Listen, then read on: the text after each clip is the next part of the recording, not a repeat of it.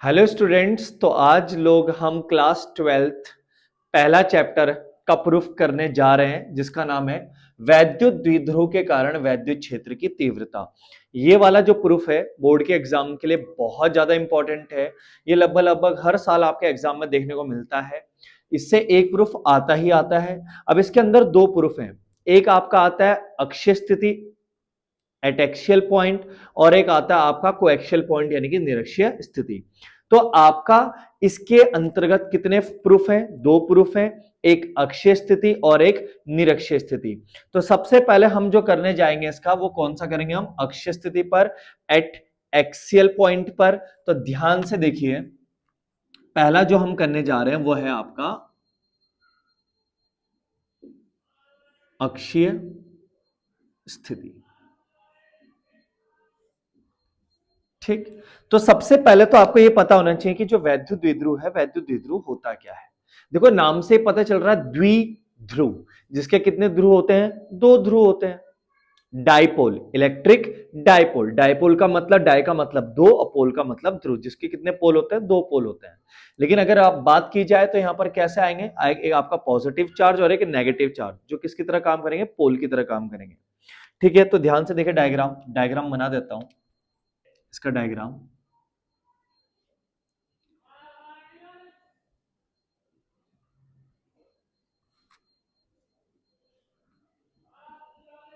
ये रहा, और इनके जो बीच की दूरी होती है कितनी होती है? 12। और इसका सेंटर मान लीजिए ओ। ठीक है, तो ये हमारा वैद्युत द्विध्रुव हो गया, इलेक्ट्रिक डायपोल हो गया। ठीक है, जिसमें कितने पोल दिख रहे हैं आपको? दो, एक नेगेटिव चार्ज एक पॉजिटिव चार्ज। और जो इलेक्ट्रिक डायपोल होता है, ये जो दो पोल होते हैं एक दूसरे से शॉर्टेस्ट डिस्टेंस यानी कि सूक्ष्म दूरी या अल्प दूरी पर स्थित होते हैं, और वो अल्प दूरी शॉर्ट डिस्टेंस क्या होती है? 12। ठीक है, हमने निकालना है अक्षीय स्थिति पर एट एक्सियल पॉइंट। तो जब बात अक्षीय स्थिति की आती है तो इसी अक्ष पर आप एक लाइन खींचोगे सीधी, और हम हमेशा क्या करते हैं? केंद्र से यानी कि सेंटर से कितने डिस्टेंस पर? आर डिस्टेंस पर एक पॉइंट पी ले लेते हैं। तो मान लीजिए इसी लाइन को अगर मैं आगे बढ़ाऊं तो मान लीजिए मेरा पॉइंट पी यहां पर है। ये रहा मेरा पॉइंट पी, और इस पॉइंट पी पर मैंने क्या निकालना है? वैद्युत क्षेत्र की तीव्रता, इलेक्ट्रिक फील्ड इंटेंसिटी। ठीक है, अब इस केंद्र से लेकर इस पॉइंट पी तक की डिस्टेंस क्या होगी उसको मैं दिखा देता हूं। तो यहां से लेकर यहां तक की जो डिस्टेंस होगी क्या होगी? आर मान लेंगे। क्या मान लेंगे? आर। तो ये मेरा डायग्राम बन चुका है। अब मैं इसको एक एक करके सॉल्व करूंगा, ध्यान से देखना। तो सबसे पहली बात आपको ये पता होना चाहिए कि भाई जो इलेक्ट्रिक फील्ड इंटेंसिटी यानी कि जो वैद्युत क्षेत्र की तीव्रता है, वो केवल और केवल एक आवेश के कारण हमने पढ़ा हुआ है।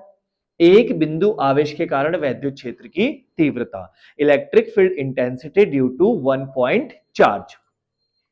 तो एक बिंदु आवेश के कारण क्या होता है फॉर्मूला? अगर मैं यहां पर लिखूं तो E बराबर क्या होता है? 1/4 pi epsilon naught Q upon R square. और जो ये आर होता है वो क्या होता है? पॉइंट पी तक की डिस्टेंस होती है, ध्यान रखना। तो कभी भी चेंज हो सकता है, जरूर नहीं हमेशा आर ए लिखा हुआ है। तो E equal to 1/4 pi epsilon naught Q upon R square. ठीक है, यहां पर कितने चार्ज है अपने पास? दो चार्ज है, एक माइनस का Q और एक प्लस का Q। तो हम क्या करेंगे? सबसे पहले एक एक करके लेंगे। तो सबसे पहले मैं लिखूंगा माइनस क्यू के कारण वैद्युत क्षेत्र की तीव्रता। कहां पर? बिंदु पी पर। बिंदु पी पर, क्योंकि सारा का सारा हम कहां पर निकाल रहे हैं? बिंदु पी पर निकाल रहे हैं। अब माइनस क्यू के कारण वैद्युत क्षेत्र की तीव्रता जो बिंदु पी पर हम निकाल रहे हैं, ध्यान से देखना। तो फॉर्मूला क्या कहता है? अब यहां पर दो दो चार्ज है तो ई भी कितना आएंगे? दो दो आएंगे। कितना आएंगे? दो दो आएंगे। एक E1 मान लो और एक को E2 मान लो। तो सबसे पहले इसको मैं मान लेता हूं E1 इक्वल टू, फॉर्मूला क्या होता है? 1/4 pi epsilon naught Q upon R square. R square का मतलब डिस्टेंस का स्क्वायर। किसके डिस्टेंस का स्क्वायर? जिस आवेश यानी कि जिस चार्ज के कारण आप निकाल रहे हो, और कहां तक? पॉइंट P तक। जिस चार्ज के कारण आप निकाल रहे हो वहां से लेकर पॉइंट P तक, उस वाले डिस्टेंस को आप लोगे। तो हम निकाल रहे हैं माइनस क्यू के कारण, कहां पर, पॉइंट पी पर। तो माइनस क्यू से लेकर पॉइंट पी तक की हम क्या लेंगे, डिस्टेंस। तो माइनस क्यू से लेकर पी तक लेंगे डिस्टेंस। तो देखो सेंटर से तो आगे कितना है, आर है, तो यहां से लेकर सेंटर तक कितना होगा, तो ध्यान से देखें, अगर पूरा का पूरा बीच का डिस्टेंस 12 है तो आप इसको आधे को L मान सकते हो और इस बचे हुए आधे को क्या मान सकते हो, आप L मान सकते हो। तो माइनस का जो Q है वहां से लेकर सेंटर तक कितना हो गया L, उससे आगे कितना हो गया R। तो माइनस Q से लेकर P तक टोटल डिस्टेंस क्या हो जाएगा आपका, L प्लस R, या मैं इसको लिख सकता हूं R प्लस L। लेकिन डिस्टेंस का क्या होता है, स्क्वायर, तो इसका भी क्या हो जाएगा, स्क्वायर। ठीक, फिर as it is plus Q के कारण कहां पर, बिंदु P पर चुंबकीय क्षेत्र की तीव्रता। तो इसको हम क्या मान लेंगे, E2 मान लेंगे, इसको क्या मान लेंगे हम, E2 मान लेंगे। तो E2 बराबर क्या होगा, 1/4 pi epsilon naught Q upon. अब यहां पर जो हम बात करेंगे डिस्टेंस की, क्योंकि अपॉन में R का स्क्वायर है, तो अब इस बार जो मैं निकाल रहा हूं वो प्लस Q के कारण निकाल रहा हूं। तो डिस्टेंस हम किस किस के बीच के लेंगे, प्लस Q और पॉइंट P के बीच की। तो प्लस का Q ये रहा, P पॉइंट ये रहा, तो इनके बीच मतलब जो रेड वाली लाइन है ये वाली हमें डिस्टेंस चाहिए। तो ध्यान से देखो, सेंटर से पूरा आगे तक कितना है, R, सेंटर से प्लस Q तक कितना है, L। तो अगर मैं पूरे में से इस L को अगर मैं माइनस कर दूं या गायब कर दूं तो क्या केवल रेड वाली लाइन बचेगी, समझ रहे हैं आप लोग। अगर मैं पूरे सेंटर से जो आगे तक आपको R डिस्टेंस दिख रही है, इस R डिस्टेंस में से अगर मैं ये L को गायब कर दूं, गायब करने का मतलब माइनस कर दूं, तो क्या ये रेड वाली लाइन बचेगी केवल, तो इसका मतलब ये वाली जो डिस्टेंस है ये निकलेगी आपकी R माइनस L। तो यहां पर हो जाएगा R माइनस L का होल स्क्वायर। ठीक है, ध्यान से देखना कि जो इलेक्ट्रिक फील्ड होता है वो हमारा क्या होता है, वैद्युत क्षेत्र जो होता है वो सदिश राशि होती है, वेक्टर क्वांटिटी, जिसमें आपको मैग्नीट्यूड यानी कि परिमाण भी चाहिए होता है और दिशा भी चाहिए होती है। अब हमने यहां पर परिमाण तो लिख लिया लेकिन दिशा नहीं लिखी। और वैद्युत द्विध्रुव क्या होता है, जिसके परिमाण बराबर परंतु एक दूसरे के विपरीत होते हैं, मतलब एक पॉजिटिव का होगा तो एक नेगेटिव का होगा, लेकिन परिमाण यानी कि मैग्नीट्यूड क्या होता है उनके बराबर। अब इनका मैग्नीट्यूड तो लिख लिया गया है, अब इनकी दिशा मुझे बतानी है। तो दिशा के लिए देखो ध्यान से, इसके आगे लिख देता हूं मैं दिशा। तो दिशा कैसे लिखेंगे, सबसे पहले हमने यहां पर लिखा था जो ये माइनस का क्यू था, पॉइंट पी पर मुझे मैग्नेटिक फील्ड की डायरेक्शन निकालनी है। तो एक चीज मैं आपको बता दूं, दो तरीके से मैं आपको दिशा बता देता हूं। एक तो जो आपने डायरेक्शन पढ़ी हुई इलेक्ट्रिक फील्ड की डायरेक्शन क्या होती है, उसकी जो डायरेक्शन होती है वो होती है प्लस से माइनस की ओर, यानी कि धनात्मक आवेश से ऋणात्मक आवेश की ओर। उत्तराखंड बोर्ड वाले ध्यान रखें, ये वाला क्वेश्चन भी पूछा जाता है एक नंबर में कि वैद्युत क्षेत्र की दिशा क्या होती है, तो धनात्मक आवेश से ऋणात्मक आवेश की ओर, यानी कि पॉजिटिव चार्ज से नेगेटिव चार्ज की तरफ। अब या एक तरीके से ऐसा भी समझ सकते हो कि पॉजिटिव से दूर और नेगेटिव चार्ज की ओर। तो आपने इलेक्ट्रिक फील्ड कहां पर निकालना है, पॉइंट पी पर। तो यहां पर जो इलेक्ट्रिक फील्ड आपने एक E1 निकाला और एक E2 निकाला, एक E1 निकाला आपने और एक E2 निकाला। तो जो E1 है वो किसकी वजह से है, तो E1 जो है आपका माइनस Q के कारण है। तो E1 क्या आएगा, माइनस की ओर आएगा। E1 क्या आएगा, माइनस की ओर आएगा, क्योंकि डायरेक्शन क्या बोला मैंने, ऋणात्मक आवेश की ओर और धनात्मक आवेश से दूर, मतलब नेगेटिव चार्ज की तरफ आएगा और पॉजिटिव चार्ज से दूर जाएगा। ये आपके डायरेक्शन। तो ये पॉजिटिव को थोड़ी देर के लिए भूल जाओ, ये है नहीं, समझ लो आप। तो जो E1 है वो नेगेटिव की तरफ आएगा या नेगेटिव से दूर भागेगा? तो डायरेक्शन तो कहता है किसकी तरफ आएगा, नेगेटिव की तरफ आएगा। इसका मतलब अगर मैं इसको ए पॉइंट मान लूं और इसको बी मान लूं, ठीक, तो दिशा क्या आएगी इसकी, E1 जो आएगा किसकी तरफ आएगा, माइनस की तरफ। इसका मतलब P से A की ओर, P से A की ओर। इसको मैं दिखा सकता हूं E1 को कि ये इस तरफ आ रहा है, ठीक है, ताकि आपके लिए इजी हो जाए। ऐसे हम किसके लिए निकालेंगे, प्लस क्यू के लिए। तो प्लस क्यू की वजह से क्या मान रखा हमने, E2। तो जो E2 की डायरेक्शन होगी वो किस तरफ होगी, तो देखो किसकी वजह से था, प्लस की वजह से। तो E2 क्या प्लस चार्ज की तरफ आएगा, प्लस चार्ज से दूर भागेगा। तो हम कहेंगे कि जो E2 है वो प्लस से दूर भागेगा, मतलब ये किस तरफ जाएगा, बाहर की ओर। तो मतलब मैं कहूंगा ये जा रहा है आपका बी से पी की ओर। कहां से कहां जा रहा है, ये जा रहा है आपका बी से पी की ओर। तो आप ध्यान से देख सकते हो कि, तो आप देखोगे कि आपका E1 इस तरफ आ रहा है और E2 आगे की तरफ जा रहा है। इसका मतलब कि जो E1 और E2 है दोनों की दिशा बिल्कुल क्या है, विपरीत है। तब जब यहां पर हम परिणामी तीव्रता निकालेंगे, तब परिणामी तीव्रता जब हम निकालेंगे तो परिणामी तीव्रता कैसे निकलेगी, तो ये आएगा E बराबर, क्या E1 प्लस E2 होगा या E1 माइनस E2 होगा, क्या होगा। तो हम कहेंगे कि जब भी दिशा विपरीत होती है तो हमेशा क्या होता है, माइनस होता है, और अगर दिशा समान हो तो क्या हो जाता है, प्लस हो जाता है। तो यहां पर आपका E1 भी आ गया और E2 भी आ गया। अब इनका जो रिजल्ट, क्योंकि मुझे ना तो E1 चाहिए ना E2 चाहिए अलग से, मुझे दोनों का कॉम्बिनेशन E चाहिए, परिणामी तीव्रता रिजल्टेंट E चाहिए आपको। तो कैसे निकलेगा, अब या तो प्लस करना पड़ेगा या माइनस। तो दिशाएं कहती हैं कि अगर समान दिशा है तो प्लस होगा और अगर विपरीत दिशा है तो क्या होगा, माइनस होगा। तो ध्यान से देखें, E1 और E2 विपरीत दिशा में है, तो इसलिए मैं यहां पर लिख दूंगा E2 माइनस E1, ठीक है। अब ध्यान से देखें, तो E इक्वल टू E1 की जगह E2, E1 की जगह E1 और E2 की जगह E2 रख देते हैं।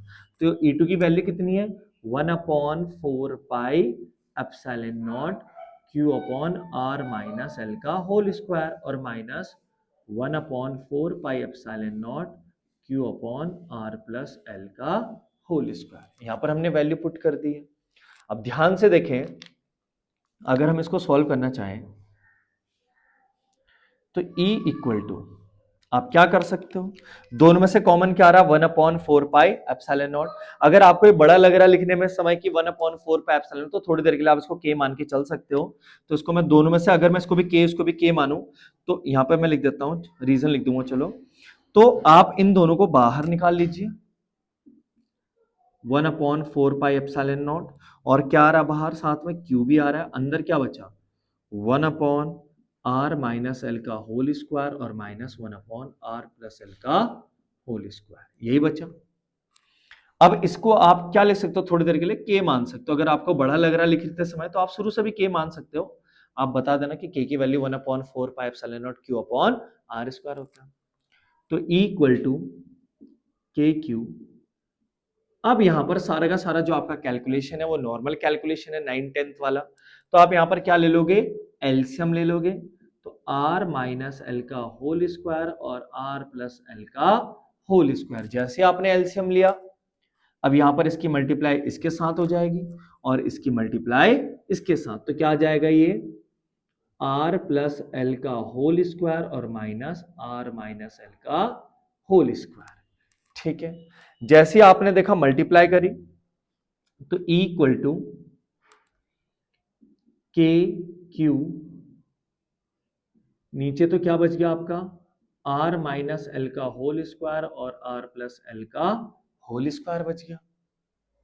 ऊपर आपका a प्लस बी का होल स्क्वायर लग जाएगा और यहां पर a माइनस बी का होल स्क्वायर। तो ध्यान से देखिए, ये हो जाएगा आपका R square plus L square plus 2RL, यानी कि a square plus B square plus 2ab minus bracket लगा। और ध्यान रखें, हमेशा बच्चे जो कैलकुलेशन में गड़बड़ करते हैं, माइनस के बाद ब्रैकेट खुला छोड़ देते हैं।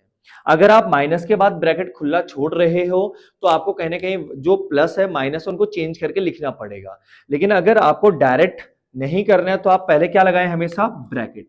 तो a square plus B square minus का 2a, ये हो जाएगा। अब ध्यान से देखें, अब क्या कर सकता हूं, इसको मिटा देता हूं मैं।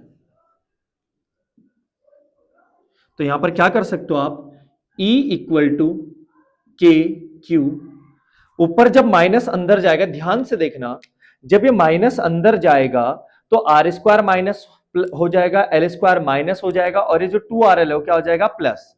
तो यहां पर आर स्क्वायर प्लस का, यहां पर आर स्क्वायर किसका हो जाएगा, माइनस का, कैंसिल हो जाएगा। यहां पर एल स्क्वायर प्लस का, यहां पर एल स्क्वायर किसका हो जाएगा, माइनस का, ये भी कैंसिल हो जाएगा। और यहां पर प्लस का 2RL है और यहां पर भी प्लस का 2RL। तो मैं ऊपर लिख सकता हूं 4RL अपॉन, नीचे थोड़ी देर के लिए आप दोनों का स्क्वायर कॉमन ले सकते हो। तो आप देखोगे अंदर क्या बचेगा, R minus L, R plus L. आप स्क्वायर कॉमन ले लो, थोड़ी देर के लिए इसको छोड़ सकते हो, थोड़ी देर के लिए। तो ये क्या बचा आपका question, R minus L, R plus L. इसका मतलब a प्लस बी और a माइनस बी। तो a plus B, a minus B क्या होता है formula, a square minus B square, यानी कि हो जाएगा r का स्क्वायर माइनस एल स्क्वायर। और जो आपने स्क्वायर बाहर वाला क्या लिया था कॉमन, उसको बाहर ही रहने दीजिए, ये आ जाएगा। ठीक है, आप यहां पे लिख सकते हो कि a minus B, A plus B क्या होता है, A square minus B square, ये आपका फॉर्मूला होता है। अब देखिए ध्यान से, हाँ यहां पर एक चीज हम करेंगे, ध्यान से देखना, एल स्क्वायर छोड़ने पर, एल स्क्वायर छोड़ने पर, एल स्क्वायर को हम इसलिए छोड़ेंगे यहां पर क्योंकि जो एल है वो बहुत छोटा है आर की तुलना में। एल जो है वो बहुत छोटा है आर की तुलना में। इसका मतलब जो देखो, आर था आपका केंद्र से लेकर पी तक की दूरी, तो आर तो आप कितना भी ज्यादा आप ले सकते हो, लेकिन जो 12 था वो एक सूक्ष्म दूरी था, स्मॉल डिस्टेंस, शॉर्टेस्ट डिस्टेंस। तो एल तो और भी छोटा होगा। तो एल जो है आर की तुलना में बहुत ज्यादा छोटा है, तो उसका अगर आप स्क्वायर करोगे तो और भी ज्यादा छोटा आएगा, इसलिए हम उसको छोड़ सकते हैं, ना के बराबर वैल्यू मान सकते हैं। तो E बराबर आ जाएगा आपका के क्यू, और अंदर जो 4RL है चलो उसको ऐसे रहने दीजिए, अपॉन में ये क्या बन जाएगा आपका आर स्क्वायर और बाहर स्क्वायर। तो E बराबर के क्यू 4RL अपॉन आर की पावर क्या बन जाएगा, ये 4, एक आर से एक आर कैंसिल हो चुका है, तो आपका E बराबर के क्यू, और 4L को क्या मैं 2L इंटू 2 लिख सकता हूं, क्योंकि वहां पर क्या बचा खाली आपका 4 इंटू एल। तो क्या 4 इंटू एल को आप 2 इंटू 2L या 2L इंटू 2 लिख सकते हो, क्योंकि 2 2 जा 4, और अपॉन आर क्यूब, क्योंकि एक आर से एक आर कट चुका है। तो इक्वल टू, आपको ध्यान हो के अपनी जगह पे, चलो के की जगह के की वैल्यू रख देता हूं मैं 1/4 पाई एप्सिलॉन नॉट, और अंदर देखो क्या बन रहा है, Q इंटू 2L, और Q इंटू 2L क्या होता है, वैद्युत द्विध्रुव आघूर्ण। क्या होता है, वैद्युत द्विध्रुव आघूर्ण, इलेक्ट्रिक डाइपोल मूवमेंट। तो जिसका फॉर्मूला होता है P बराबर Q इंटू 2L, और साथ में क्या बचा 2 अपॉन आर क्यू। यह आ गया आपका फाइनल फॉर्मूला। रीजन कि P इक्वल टू होता है आपका Q इंटू 2L। ध्यान दें, तो E इक्वल टू क्या आ गया आपका 1/4 pi epsilon nought 2P upon R cube. यह आपका प्रूफ यहीं पर खत्म होता है। बहुत इंपॉर्टेंट प्रूफ है, बहुत आसान प्रूफ है। आप इसको अगर प्रैक्टिस करोगे तो आपको इजीली आ जाएगा। इसके जैसा प्रूफ आपको पोटेंशियल वाले चैप्टर में मिलेगा, इसके जैसा प्रूफ आपको 8th चैप्टर मैग्नेटिज्म वाले चैप्टर में ही मिलेगा। तो यही सेम प्रूफ आपका 3 जगह आने वाला है। तो इसकी प्रैक्टिस आप अच्छे से कर लें। यह आपका अक्षीय स्थिति हो गया। अब आप इसको ध्यान से एक बार देख लें, और अगर आपको कोई भी डाउट या कोई भी दिक्कत इस प्रूफ से रिलेटेड आई हो तो मुझे कमेंट बॉक्स में जरूर बताएं, ताकि आपका जैसे जैसे मेरे को फीडबैक मिलता रहेगा मैं आपके लिए वैसे वैसे वीडियो बना सकूं। और कोई भी डाउट हो तो आप जरूर बताएं। फटाफट से इसका स्क्रीनशॉट ले लीजिए। और इसका जो नेक्स्ट पार्ट होगा, वो आपको दूसरे वीडियो में मिल जाएगा, कोएक्सियल पॉइंट यानी कि निरक्षीय स्थिति। Thank you.